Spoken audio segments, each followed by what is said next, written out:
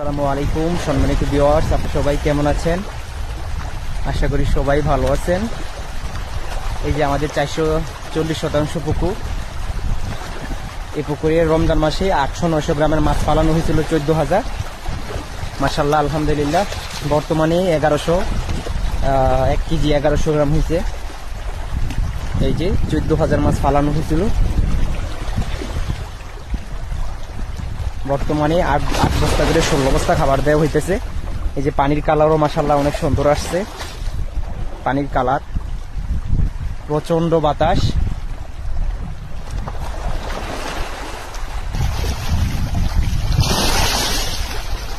এই যে মাশাআল্লাহ,